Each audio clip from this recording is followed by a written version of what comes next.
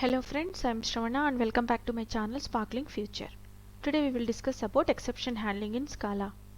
Before starting with today's topic, I request all of you to subscribe to my channel and also please like, share, comment and hit the bell icon for the latest video notifications. Thank you. So an exception, usually what's the meaning of this is an unexpected event which occurs during the execution of the program. Let's say for example, you are reading a file from your code and that file is not present in the path that you have mentioned. So when you run this code, it fails with the file not found exception, correct? So, and it will not continue further. It will break the code there and it will throw this exception saying that file is not present. So to overcome such kind of situations, we use exceptions as prevention to the code breaks. So if you don't want to break the code and if you want it to continue, then you have to catch the event. Okay, you have to catch that event using the exceptions. What is that available? Okay, the main functionality is called exceptions available in Java or Scala for capturing the events so that your code will not break there wherever it failed and it will continue further.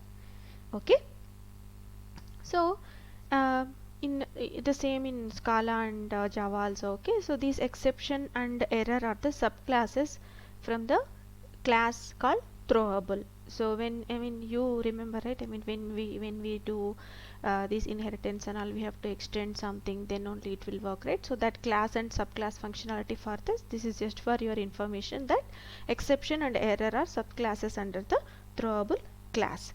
So what are the available exceptions usually that we get? The exceptions is for SQL exception, IO exception, array index out of bound, string index out of bound, null pointer exception, arithmetic exception.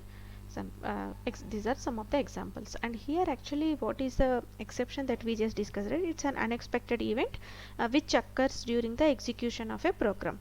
Okay, if something is erroring, then um, so what exactly is means it interrupts the normal flow of the program. Okay, for example, if you are dividing something with a 0, then it will immediately raise arithmetic exception. Okay, so such kind of things are called as exceptions, which means it can occur either in compile time or runtime.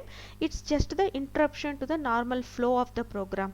It can be captured and it can what to say, prevent in the code. So such kind of things which we can catch and prevent in the program and we can still further proceed with the code, means such kind of things are called as exceptions. Okay, we use try catch blocks and throw keywords we use, and we can capture such kind of exceptions. And whereas this error means which cannot be caught or handled, which means that it occurs in runtime, we will not be aware of it. For example, like stack overflow, linkage error or out of memory error. So such kind of things, after if we encounter such kind of errors, we cannot handle and the code will break. So that is called as error. If we are able to capture it and still we are able to continue and we can recover it using the try catch block, means it is called as exception. Okay, so now let's see some example to see how exception can be used in the code. So I've just created a sample object. Okay, Scala object. Now let's create a main. Before main method, I'll just define a simple function. Okay, um, get char position something which will take two parameter and results returns the char. So it is like val position equal to a dot char at b and return the position, which means that in the given character we wanted to get the character that is available in the position that we have sent. It will start with 0. Hope you remember, we have discussed in the data types class. And now let's define the main method.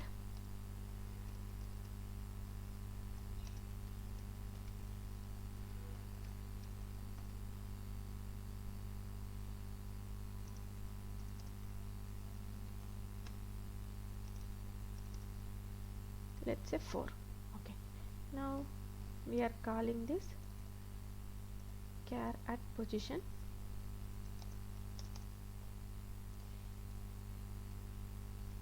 a1 comma b1 we are passing, one is a string, other one is the integer, and println position. So we have here. So now let me run this code. So it's returning a, which is like 0 1 2 3 4. At the fourth index we are having a, and it has returned a here. Now let's say I'm giving 6 here. Do we have 6 characters in India? No, that to 6 means it's 7 because it starts with 0 index. We don't have it. So immediately it will throw the exception saying that string index out of bounds exception, because the index is out of range. So, and it will stop here. Okay, it will stop here. It won't further proceed with the code. It will stop there. So now to overcome such kind of situations, we use the try catch block. Okay, so like this try, and outside the try we'll say this. And usually in Scala we use pattern matching for capturing the exceptions. So now here we have the string out of string exception, out of bound exception, right? String index out of bound. So let me copy that.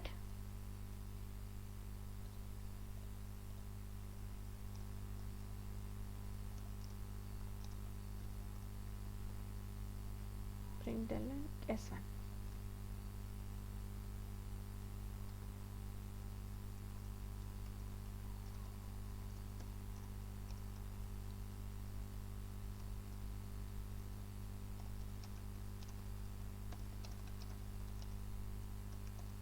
less than the string length. Okay, so now I'm saving it and I'll run it. So if you see here, it has not given the error, but it has printed the statement that we have given, and it will not the procedure, it will not stop the code there itself. So what we have done is we have added try and catch block. So for this entire your code should be inside a try, and after the try you should catch the exception. So we know that usually when you are working in a file, okay, let's try that as well. So let's say you have a file. Okay, let's say file, new file reader, and we'll say hope I don't have sample dot, so I'll just give sample21.txt. I'm sure I don't have that. So file reader we have to import.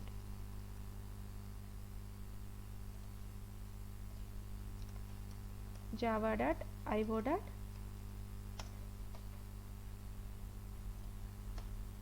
File reader. Okay, so now this exception is gone, and let's say we are giving 4 here, which is good. Okay, this file reader is there. Now I'll just run this code, and if you notice, it has returned file not found exception. And also I'll just maximize this. You can see that it has not executed the second set of code, which is where we are getting the character position in the given string, right? So that is not being executed because the code break is happening here. So you don't want that. You don't want to break the code for simple things which you don't even, sometimes we don't care about some functionality in some point of time, correct? So it's fine, if we will neglect that and we wanted to proceed further, so then what you have to do, you can keep this inside the try block and catch it in the case we have file not found exception. So I'll say file not found exception,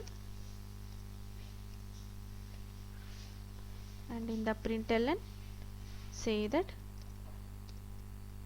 file not found, and plus fn. You can see, if you see the add this plus fn, you will come to know which exception you have got. So now let's run this code. Okay, you have to import this file not found exception as well from java.io package.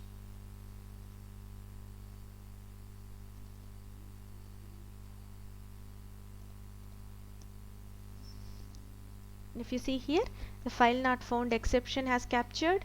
It has given which file is actually erroring, and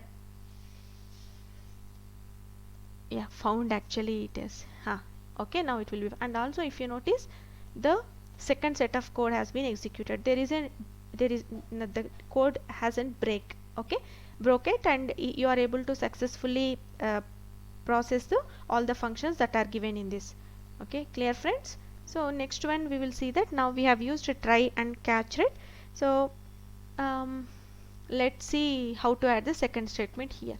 So now let's say you wanted to check that this one, whatever value that you are sending here, you don't want to send it in a negative values. You wanted to send only the positive values, and you have to take care of that in the code. So next what you will do is, if b1 is greater than 0, then you do this else.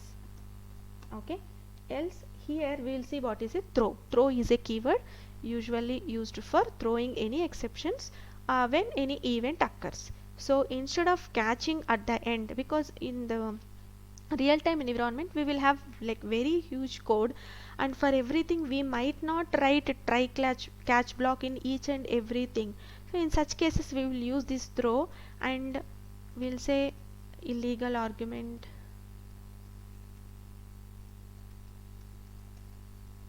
exception. Okay, here itself we can give the string as well, whichever you wanted to print it. Okay, we'll say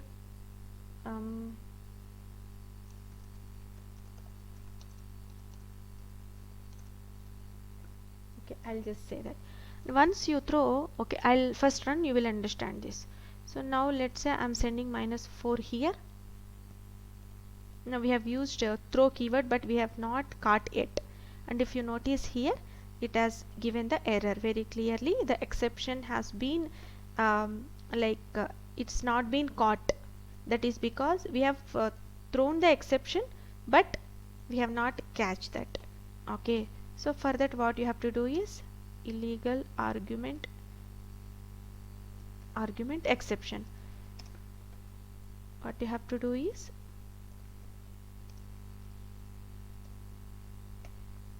okay, then println IAE, or if you want you can just println this as well.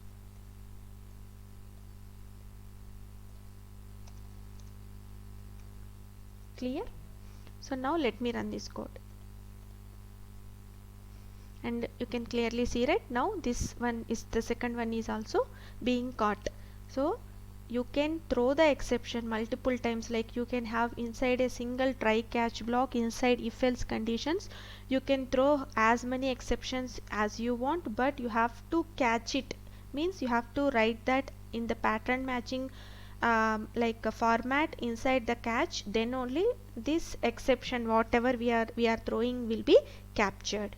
Okay, next we'll see what is a finally keyword. Finally is also used in the exception handling.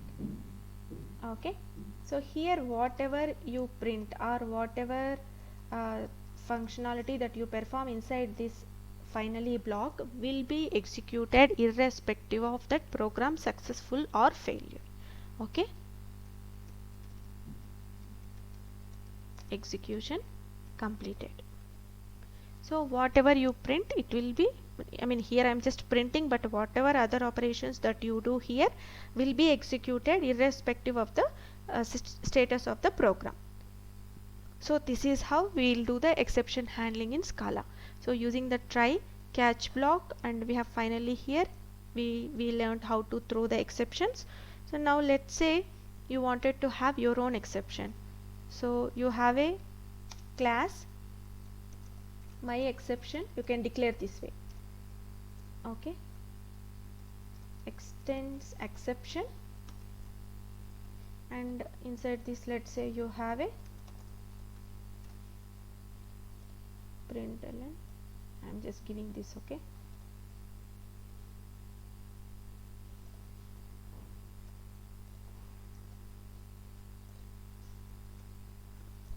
okay,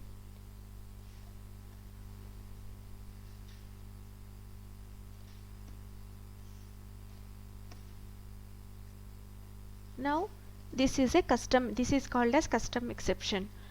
like in as we just discussed, we have only these kind of exceptions. Now you have something else, okay, which is very subject to your particular code that you are writing, or something which is related internally to the code, which we cannot use any of these standard exception. Then you can go for these custom exceptions. So you can either create another .scala file with only exception, and you can do import here in the package. You can say import com.spark this exception, my exception. You can do that also, or you can have the class, because this is very simple code. I am having entire thing in a single thing, but in the real-time environment you should have multiple Scala files for each and every class and object. So now we have created here. So now here what I can do, inside this I can either say val my exception equal to, I can create object for that class, and so instead of this you can just give like that. Okay,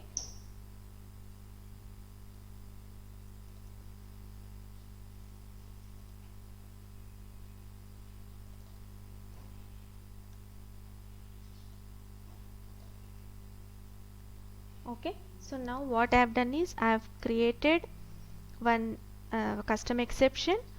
I have created an object for that custom exception, and I am throwing that exception here, and I am catching it here. So now let me run this code, and if you see here, string index should be a positive number. It has not given any exception because we are not printing the ME here.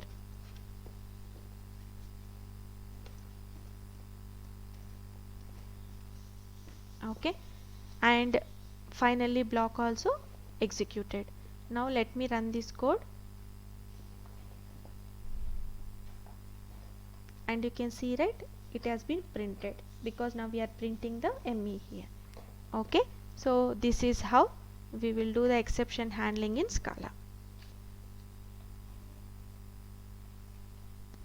Here how many you want, you can add this, and if let's say if you don't know all that what all exceptions occur, then you can say something like